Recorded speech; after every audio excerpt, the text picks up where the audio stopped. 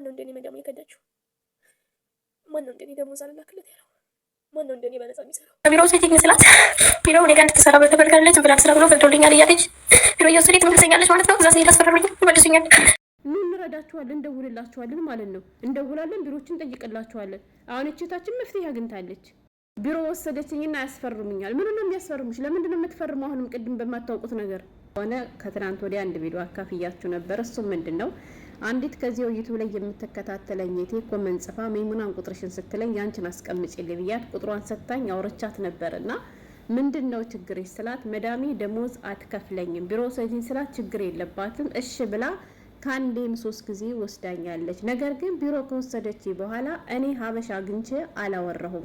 ራሷ ናት በአረበኛ የምታወራ። ከዛም ጨርሻለሁ፣ ተስማምቻለሁ፣ ተነሽ እንሂድ ስትለኝ ድጋሜ ተመልሼ ወደ እሷ ቤት እመጣለሁ። ግን ከመጣሁ በኋላ አሁንም ደሞዝ እየሰጠችኝ አይደለም ነበር ያለችኝ።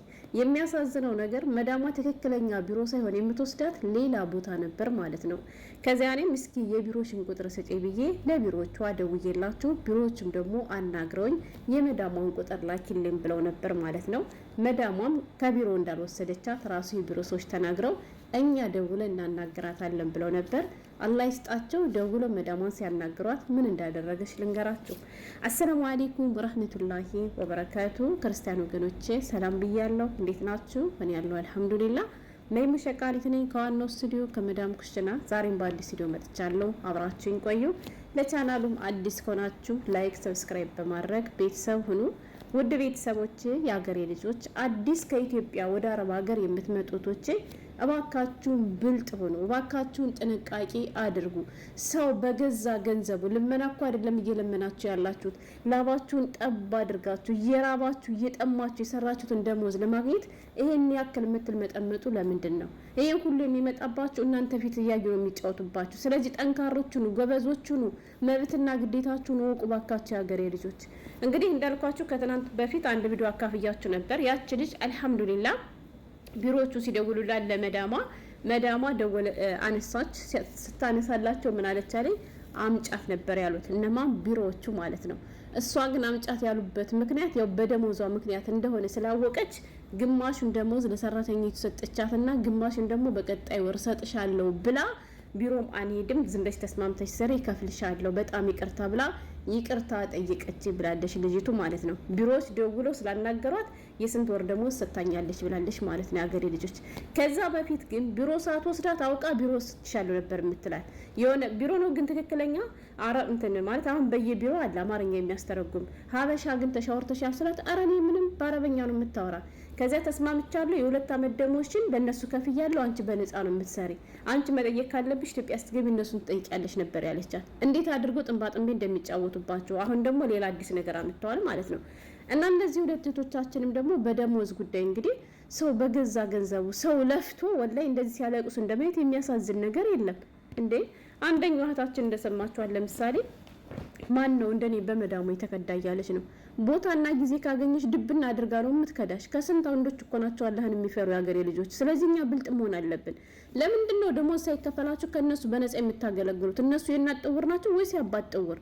ራሳችሁን ማስከበር የምትችሉት እኮ ራሳችሁ ናቸው የሀገሬ ልጆች። ለምንድን ነው ማለት እንዴት እናድርግ ደሞዝ ከተቀማን ምናምን ልትሉ ትችላላችሁ አይደል? ደሞዝ የማይከፍል ቤት ከገባችሁ እናንተ አማራጫችሁ አንድ ነገር ብቻና ብቻ ነው። እሱ ምንድነው? ሰው ናቸው። 1 ወር 2 ወር ታገሱ። ከዛ በኋላ ግን ዛሬ ነገ እያሉ የሚያደክማችሁ ከሆነ ለምን ትሰራላችሁ የሀገሬ ልጆች? ለምንድን ነው የምትሰሩት? ምክንያቱም የምትለፉ እኮ የምትደክሙ እኮ ሊከፈላችሁ ነው አይደል? እሷ የምትሰራበት ቢሮ የ1 ወር ደሞዝ አይደለም መከልከል ይቅርና ቢዘገይባት እዚያ ቢሮ ሁለተኛ ትሄድም ሄዳ ትከሳለች ማለት ነው። እናንተም ደግሞ ሄዳችሁ የመክሰስ እድሉን እንኳን ባታገኙ በራሳችሁ ጉልበት ግን ራሳችሁ ማስከበር ትችላላችሁ።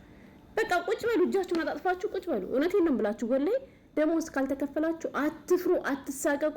ቤት ውስጥ ያለው ምግብ ብሉ። እሷ ስተኛላችሁ ምግባችሁን ይዛችሁ ክፍላችሁ ውስጥ በልታችሁ ለሽ በሉ። በቃ አኩርፉ፣ አትስሩ፣ ቁጭ በሉ። ከዛ ስትቀመጡ ሁሌም እንደምላችሁ እነሱ ከኛ የሚፈልጉት አንድ ነገር ነው፣ እኛም ከነሱ የምንፈልገው አንድ ነገር ነው። ሌላ ነገር የለውም ማለት ነው። እነሱ ጉልበታችንን ነው የሚፈልጉ፣ እኛ ደግሞ ገንዘባቸውን ነው የሚፈልገው። ስለዚህ ከኛ የምትፈልገውን ጉልበት ማግኘት ሲያቅታት ያቺ መዳም ሲቀርባት ወይ ብርሽን ትከፍልሻለች ወይ ቢሮ ትወስድሻለች ወይ ወደ ሀገርሽ ትሳፈሪያለሽ። በነፃ ለሷ ከምታገለግል ወደ ሀገርሽ ብትሳፈር ይሻልሻል እንጂ ዝም ብላችሁ ይሄን ያክል መልመድ ሲጀመር ለምን አስፈለገ? እናንተ ጀግና ብትሆኑ ወላሂ አረቦች ሲጀመር ሰው ይንቃሉ። ሀገሬ ልጆች ፊት እያዩ ነው የሚንቁት ወላሂ። እናንተ ጎበዞች ከሆናችሁ ግን አይንቋችሁም። በቃ ኮምተር ብላችሁ የደሞዝ ቀን ሲደርስ ለምን አይደለም እየለመናችሁ አይደለም የላባችሁ ውጤት ነው አይደለ? ዛሬ እኮ የደሞዝ ቀን ነው፣ ደሞዜን ስጪኝ። ደሞዝ እኮ 10 ቀን 5 ቀን አልፎታል፣ ደሞዜን ስጪኝ። ለምን እንትን ትላላችሁ? አኩሩፉ ወላሂ ከምሬ ነው የምላችሁ።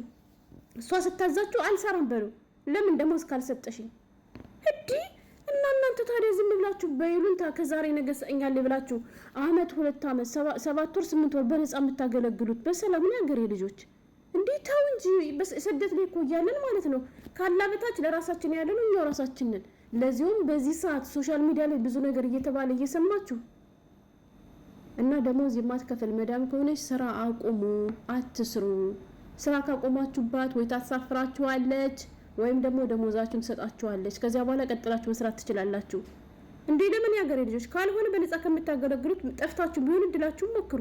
በዚህ ልክ ወላሂ በጣም ነው የሚያሳዝኑት። በተለይ አንዷማ ተስፋ ቆርጣ ባለ ኒቃቢስቷ እህቴ ስታወራ እንዴት እንደምታሳዝን ማለት ነው። ይችኛውም ከመጡ 6 ወር ነው መሰላችሁ የተከፈለኝ የ2 ወር ደሞዝ ነው። ከዛ ደሞዝ ክፈይን ስላት ምንድነው ያለችው? ከኔ በነፃ ነው የምትሰሪ ብላለች። በበቀደም ያልኳቸው የኔ ልጅ ታሪክ የዚች ታሪክ ነው ማለት ነው። ቢሮ ወሰደችኝና ያስፈርሙኛል። ምን ነው የሚያስፈርሙሽ? ለምንድን ነው የምትፈርሙ? አሁንም ቅድም በማታውቁት ነገር የምን ፊርማ ነው ሲጀመር? በየጊዜው ሰው በወሰደች ቁጥር የሚፈረም ፊርማ አለ እንዴ? ከማታውቁት ነገር ላይ ቢሮ ውስጥ ሆነ ከቤታችሁ አትፈርሙ ያገሬ ልጆች። ለምን ብትሉ ብዙ አጭበርባሪዎች አሉ። እናንተ ማንበብ መጻፍ የማትችሉ እኮ አትፈርሙ። ግዴታ ፈርሚ ብላ ከያዘችሽ አምጪው ብላችሁ ወረቀቱን ፎቶ አንስታችሁ ጎግል ላይ ወስዳችሁ አስተርጉማችሁ ስለምን እንደሚያወራ ወቁ መጀመሪያ እንጂ ሌላ ጣጣ ውስጥ እንዳይከቷችሁ ማለት ነው። እና ደሞዟን ቀምታ ምንድነላችሁ የነበረው? አሁን በባለፈው ያልኳችሁ ቢሮ ሳትወስዳ ነው ቢሮ ወስርኩሻለሁ።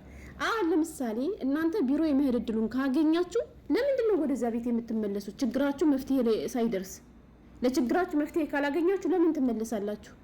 አልሄድም በሉ። ቢሮ ነው ብሎ ከወሰዳችሁ አና ሀበሻ ነው ማውራት የምችለው በሉ።